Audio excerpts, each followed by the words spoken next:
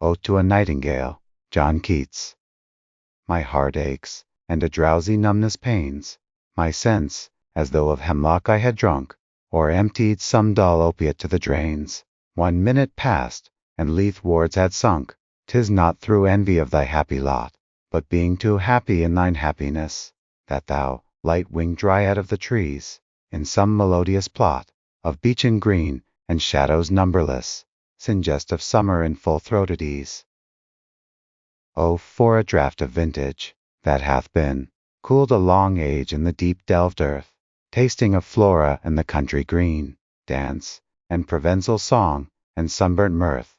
Oh, for a beaker full of the warm south, full of the true, the blushful Hippocrene, with beaded bubbles winking at the brim, and purple-stained mouth, that I might drink, and leave the world unseen, and with thee fade away into the forest dim.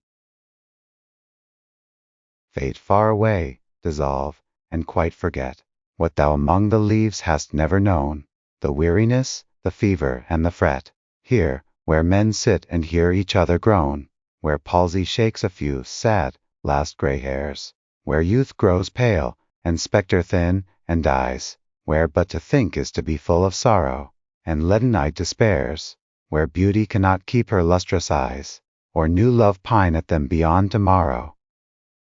Away, away, for I will fly to thee, not charioted by Bacchus and his pards, but on the viewless wings of poesy, though the dull brain perplexes and retards. Already with thee, tender is the night, and haply the queen moon is on her throne, clustered around by all her starry fays. But here there is no light, save what from heaven is with the breezes blown, through verdurous glooms and winding mossy ways.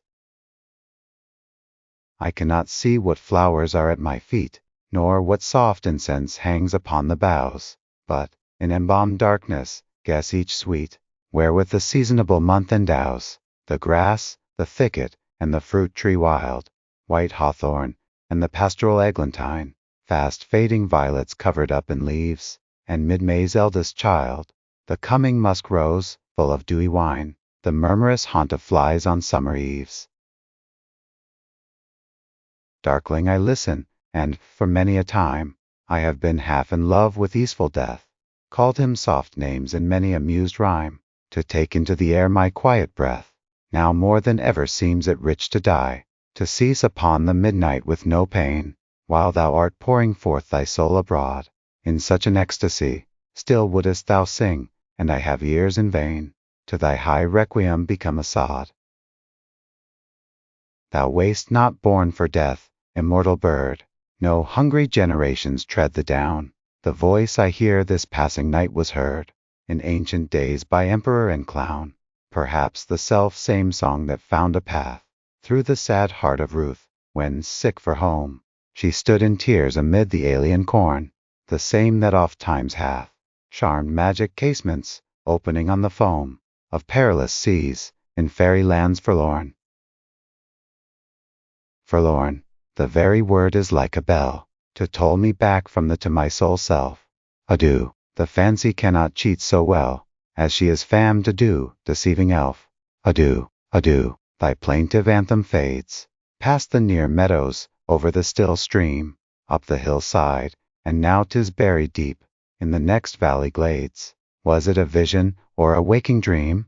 Fled is that music, do I wake or sleep?